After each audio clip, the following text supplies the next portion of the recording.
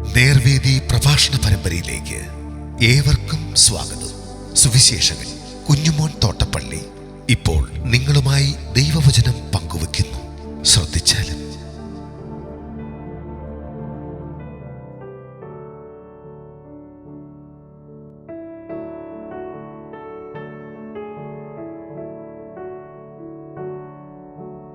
അവസാന നിമിഷം വരെ പരിഹാസം. ദൈവനാമത്തിന് മഹത്വമുണ്ടാകട്ടെ. മത്തായിയുടെ സുവിശേഷം 27-ാം അധ്യായത്തിന് 47 മുതൽ 50 വരെ ഞാൻ വായിക്കുന്നു. ശ്രദ്ധിച്ചാലും. അവിടെ നിന്നവർ ചിലർ അത് കേട്ടിട്ട് അവൻ ഏലിയാവെ വിളിക്കുന്നു എന്ന് പറഞ്ഞു. ഉടനെ അവരിൽ ഒരുത്തൻ ഓടി ഒരു സ്പോങ് എടുത്ത് പുളിച്ച വീഞ്ഞ് നിറച്ച് ഓടത്തണ്ടിന്മേലാക്കി അവന് കുടിപ്പാൻ കൊടുത്തു. ശേഷമുള്ളവർ, നിൽക്ക, ഏലിയാവിനെ രക്ഷിപ്പാൻ വരുമോ എന്ന് നോക്കുക എന്ന് പറഞ്ഞു. യേശു പിന്നെയും ഉറക്കെ നിലവിളിച്ച് പ്രാണനെ വിട്ടു.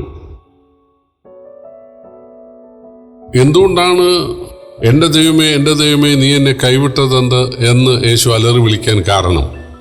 ഏദൻ തോട്ടത്തിൽ ദൈവം മനുഷ്യനോട് പറഞ്ഞത്, ഈ പഴം തിന്നുന്ന നാളിൽ നീ മരിക്കുമെന്നാണ്. മരിക്കുമെന്ന് പറഞ്ഞാൽ ദൈവത്തിൽ നിന്ന് വേർപെടും, അല്ലെങ്കിൽ 3 വേർപാടുണ്ടാകും. 1, ദൈവത്തിൽ നിന്ന് വേർപെടും. 2, ശരീരത്തിൽ നിന്ന് ജീവൻ വേർപെടും. 3, സ്വർഗം വിട്ട് നരകം അനുഭവിപ്പാനിടയാകും. ഇതാണ് മനുഷ്യവർഗത്തിന് ദൈവം വിധിച്ചത്. മനുഷ്യന് സാധിക്കേണ്ടത് 3 കാര്യങ്ങളാണ്.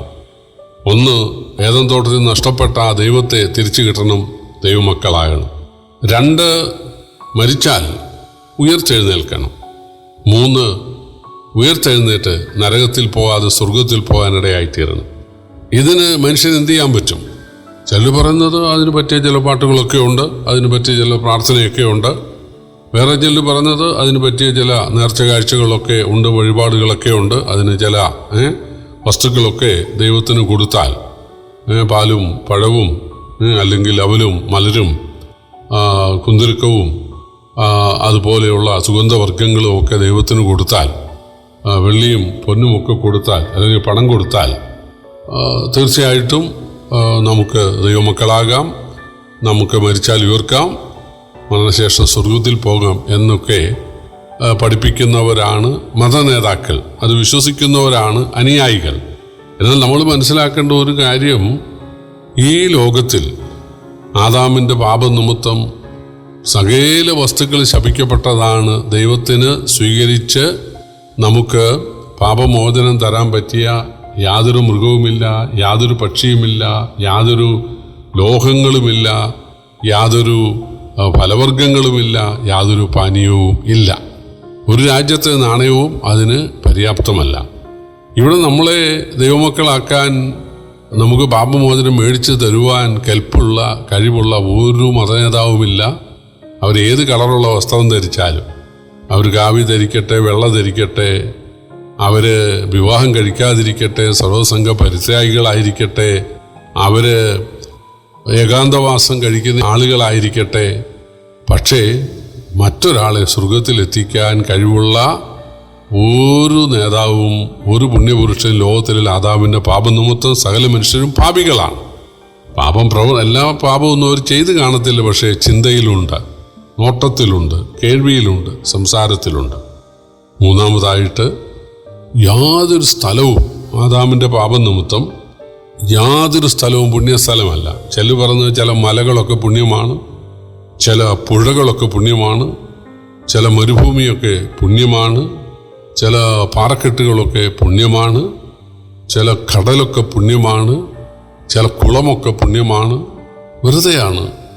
ഈ ലോകത്തിലെ സകല സ്ഥലങ്ങളിൽ ശപിക്കപ്പെട്ട ആദാമിനോട് ദൈവം പറഞ്ഞത്, നിന്റെ നിമിത്തം ഭൂമി ശപിക്കപ്പെട്ടിരിക്കുമെന്നാണ്. അതുകൊണ്ട് കിഴക്കുള്ള ഒരു മനുഷ്യൻ പടിഞ്ഞാറ് പോയാൽ സ്വർഗം കിട്ടുമോ? പടിഞ്ഞാറുള്ള മനുഷ്യൻ കിഴക്ക് പോയാൽ സ്വർഗം കിട്ടുമോ?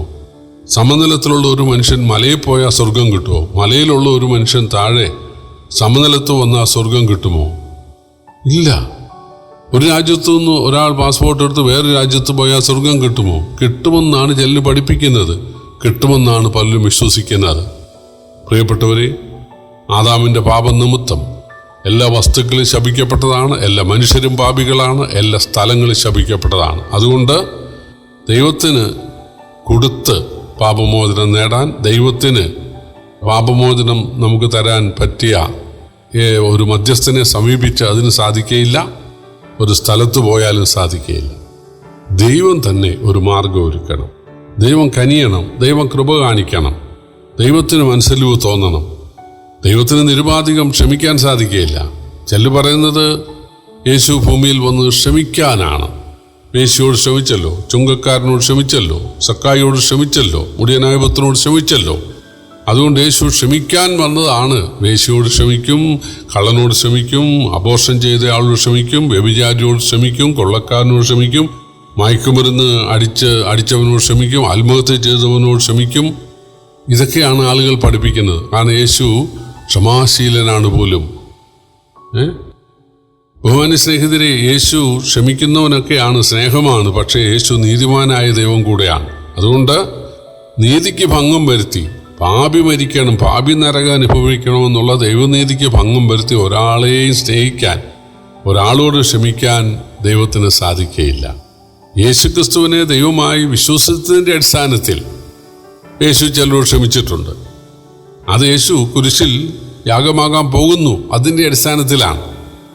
ഇന്ന് യേശു യാഗമായതിനെ, നമുക്ക് വേണ്ടി നരകമേറ്റതിനെ വിശ്വസിച്ച് അതിൽ ആശ്രയിക്കുന്ന ആളുകളെ മാത്രമേ അനുഗ്രഹിക്കാൻ, അവരെ മാത്രമേ രക്ഷിക്കാൻ കർത്താവിന് സാധിക്കുകയുള്ളൂ. അല്ലാതെ ഞാൻ ഇന്ന പുരുഷ ദൈവത്തെ വിശ്വസിച്ചു, ഇന്ന സ്ത്രീ ദൈവത്തെ വിശ്വസിച്ചു, ഇന്ന സ്ഥലത്ത് ഞാൻ പോയി, ഞാൻ ഇത്ര പൈസ മുടക്കി, ഇതൊന്നും കൊണ്ട് ഒരു പ്രയോജനവും ഒരാൾക്ക് പോലും ലഭിച്ചിട്ടില്ല, ലഭിക്കുകയുമില്ല.